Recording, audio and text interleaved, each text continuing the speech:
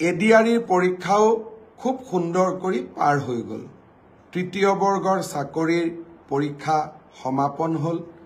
আজিৰ পৰা পুলিচৰ ৰিক্ৰুটমেণ্টটো আৰম্ভ হ'ল।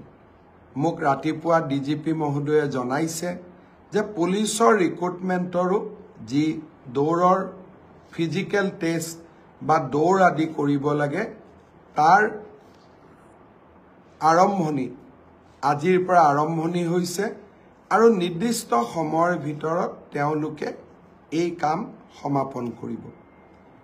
আৰক্ষী তৃতীয় বৰ্গৰ পৰীক্ষা শেষ হ'ল।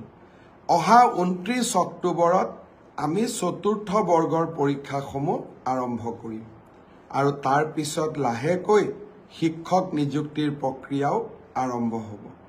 মই এডিআৰিৰ তৃতীয় বৰ্গৰ পৰীক্ষা ইমান সুন্দৰকৈ সফল হ'ল তাৰ বাবে এডিআৰিৰ পৰীক্ষাৰ লগত জড়িত আটাইকে মই ধন্যবাদ আৰু কৃতজ্ঞতা জনাইছোঁ। প্ৰথমটো পৰীক্ষাৰ এনসাৰ কিউ আহিলে প্ৰায় 80,000 ল'ৰা ছোৱালীয়ে OMR চিটটো সেৱাক আবেদন কৰি সংগ্ৰহ কৰিলে।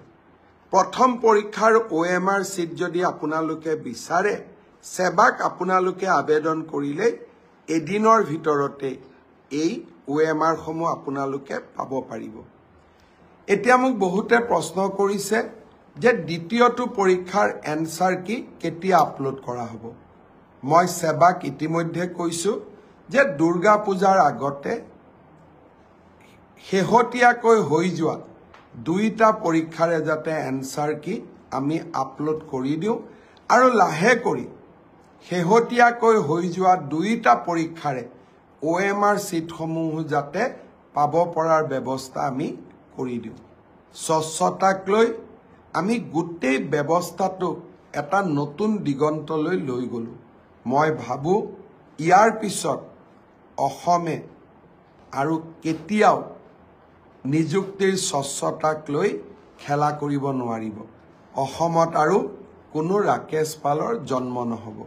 কংগ্ৰেছৰ সেই অন্ধকাৰৰ দিনবিলাকৰ পৰিৱৰ্তে অসমৰ যুৱক যুৱতীসকলৰ মনত আৰু অসমৰ যুৱক যুৱতীসকলৰ বুকুত আমি যি আশাৰ বন্তি জ্বলাইছিলোঁ সি যেন কোনো দিনে নুমাই নাযায় তাৰ বাবে নতুনকৈ স্বচ্ছতাৰ নতুন মাইলৰ খুঁটাবোৰ আমি স্পৰ্শ কৰিবলৈ চেষ্টা কৰিছোঁ।